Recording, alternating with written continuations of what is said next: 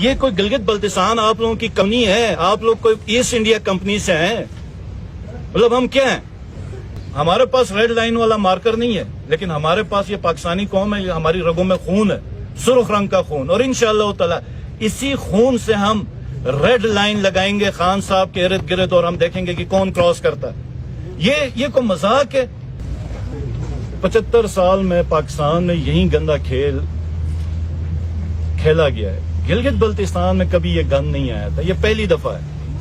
یہ پہلی دفعہ گلگت بلتستان کے اندر یہ گندگی لائی گئی اور ممبر اسمبلی کو فورس کیا گیا کہ اپنی پارٹی کو چھوڑا جائے یا اس کینڈیڈیٹ کو چھوڑا جائے جس کو چننے کے لیے وہ گئے تھے، اور ایک اور کینڈیڈیٹ کو ووٹ کیا جائے اور سلیکٹ کیا جائے۔ ہمارے ممبرز رات تک 5 جولائی کی رات تک میرے سے 2-3 ملنے آئے۔ ان کے چہرے میں افسردگی بھی تھی اور خوف بھی۔ خوف تھا گرفتاری کا، کسی کو گرفتاری سے ڈرایا گیا تھا، کسی نے اپنی فیملی اسلام آباد سے نکالی تھی کہ اس کی فیملی کو خطرہ تھا، کسی کی آنکھوں میں نے آنسو دیکھے۔ مطلب ایسا ایک سما کریٹ کیا گیا تھا کہ سمجھ ہی نہیں آ رہی تھی کہ یہ کون ہے، کون پریشر ڈال، اور وہ بھی عوامی منتخب نمائندوں کے اوپر۔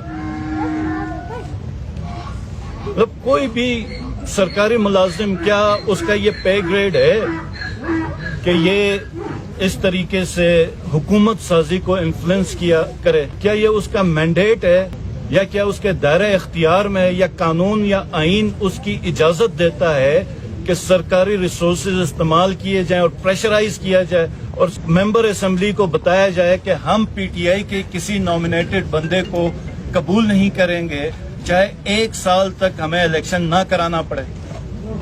کیا یہ کسی سرکاری ملازم کی بیسک ذمہ داریوں میں آتا ہے؟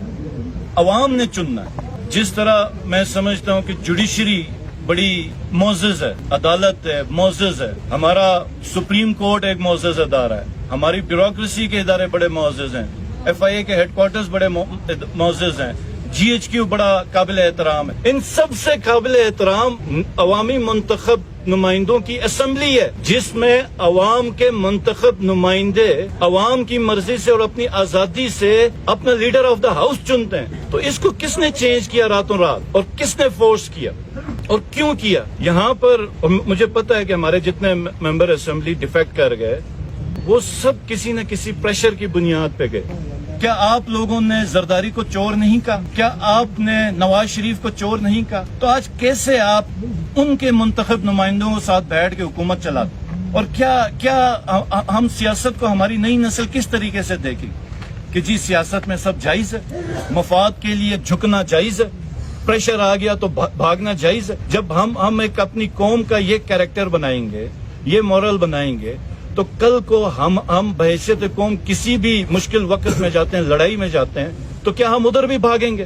اس میں بدقسمتی سے ہمارے کئی آفیسرز انوالو ہیں جو ان کا کسی طور سے بھی کام نہیں بنتا تھا، اور یہ 5 جولائی کو پاکستان تحریک انصاف گلگت بلتستان کے ذریعے کی طرف سے آج ہم بلیک ڈے کا اعلان کرتے ہیں، اور ہر 5 جولائی کو جو 5 جولائی ہے وہ ہم یوم سیاہ کے طور پہ منائیں، اور یہ یاد کریں گے کہ کس طریقے سے ایک اکثریت کو اقلیت میں بدل دیا گیا، اور کوئی آفیسر وہ کیسے کہہ سکتا ہے کہ مجھے اس پارٹی کا جھنڈا قبول نہیں ہے جب پوری قوم ایک طرف؟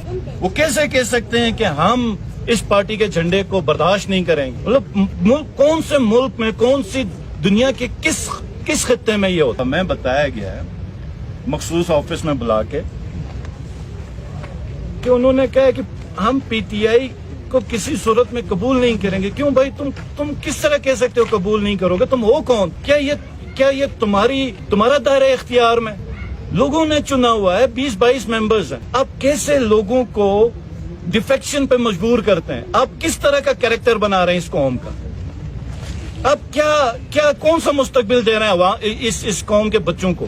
مذاق بنا کے رکھ دیا ہوا ہے قانون اور آئین کا، اور پھر بعد میں کہتے ہیں کہ جمہوریت ہے، جمہوریت ہے۔ کون سی جمہوریت ہے؟ ایک رات کے اندر آپ نے اکثریت کو اقلیت میں بدل دیا۔ نہ یہ مذہب میں، نہ یہ کسی بھی مہذب سوسائٹی میں، جو معاشرے جو مسلمان نہیں ہے، جو اسلامی معاشرے نہیں ہے، وہاں پر بھی یہ سیاست نہیں ہے منافقت کی جو یہاں پر اس مخصوص طبقے نے، ٹولے نے بنائی ہوئی ہے۔ تو واحد جو ہماری امید ہے وہ خان صاحب اگر شروع میں ہوتے جس وقت یہ سی پیک پروجیکٹ تھا تو گلگت بلتستان کا بھی مس نہ ہوتا, اور اگر خان صاحب کی حکومت نہ گئی ہوتی تو اگلے 2 سالوں میں گلگت بلتستان کے اندر سی پیک کے بھی بڑے پروجیکٹس آتے. کہ ایک جو لیڈر ہے جس کے ساتھ اب پوری قوم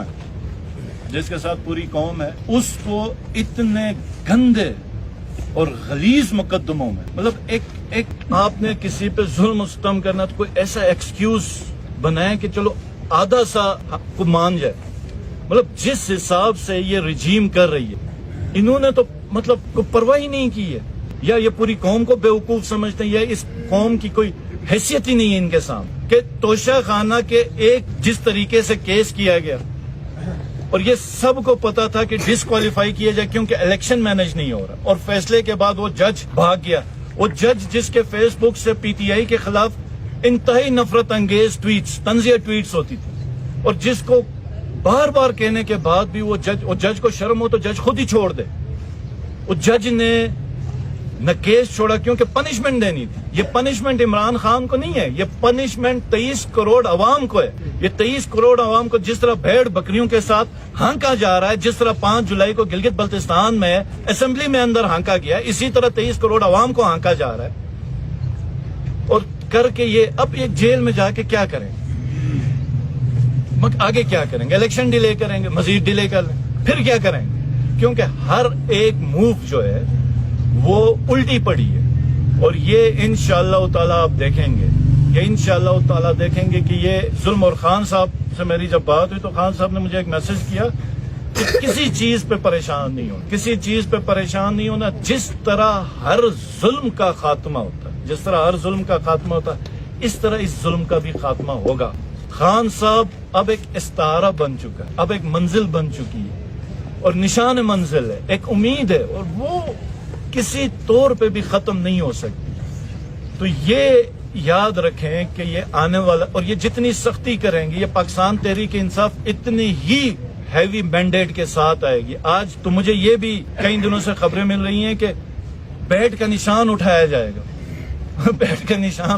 اور پھر ایک پارٹی آئے گی مخصوص جو آج کل بنائی گئی ہے کہ بیٹ کا نشان شاید وہ مانگے. مطلب شرم کہیں اگر ملتی تو خرید کے بھی دے دیتے ان کو, لیکن اس سے بھی نہیں ہونا تھا ان کا کام, کہ اتنی شدید بے شرمی ہے. تو میں یہ جو طاقتور لوگ ہیں اس وقت, با اختیار لوگ ہیں, ان کو میں یہ کہوں گا کہ اتنی کالک نہ ملے اس قوم کے چہرے پہ. یہ آپ ہی کی قوم ہے, یہ آپ کا ملک ہے, اتنی بے شرمی نہ کروائیں کہ لوگوں کو یہ تاریخ پڑھتے ہوئے شرم آ جائے. یہ کسی کے مفاد میں نہیں ہے. یہ جو فیصلے کرنے اس قوم نے کرنے, اس قوم کو کرنے دیا جائے, اسی میں ہی سب کی بھلائی ہے, اس قوم کی بھلائی, اس ملک کی بھلائی. کیونکہ یہ جو قوم ہے یہ ایک نظریے کے اوپر بنی ہے. اس طرح کا ملک پوری دنیا میں کہیں نہیں. مطلب ہم لا الہ الا اللہ کے نام پہ بننے والا یہ دیش ہے, اور 75 سال کا آپ پڑھیں تو سر شرم سے جھک ہی جاتا ہے. اور اللہ پاک نے قرآن میں فرمایا ہے کہ جب وہ کسی قوم سے ناراض ہوتے ہیں تو اب وہاں پہ عذاب نہیں آتا, وہاں پہ نااہل حکمران مسلط کیے جاتے ہیں. تو جب عمران خان صاحب کو ہم نے دیکھا, میں نے قریب سے دیکھا, تو میں نے یہی سمجھا کہ پچھلے جو ٹائم تھا شاید اللہ کی کوئی ناراضگی رہی ہوگی ہم سے, تو وہ ناراضگی ختم ہو رہی ہے کہ ہمیں ایک لیڈر ملا. تو ہم پہ اب لازم اور فرض ہے اس پوری قوم پہ کہ ہم نے ہر حال میں, ہر صورت میں, جہاں پر بیٹھے ہم نے اس کو سپورٹ کرنا ہے, اس کے نظریے کو سپورٹ کرنا ہے. وہ علامہ اقبال نے فرمایا نا کہ ہزاروں سال نرگس اپنی بہنوری پہ روتی ہے, بڑی مشکل سے ہوتا ہے چمن میں دیدور پیدا. اگر آج ہم عمران خان کو مس کر گئے تو پھر پتہ نہیں اگلے 75 سال یا 175 سال اسی طرح اس قوم نے پھر دھکے کھانے ہوں. تو انشاءاللہ تعالی ہم اب بھرپور اس کا عمل بنانے والے ہیں گلگت بلتستان کے اندر.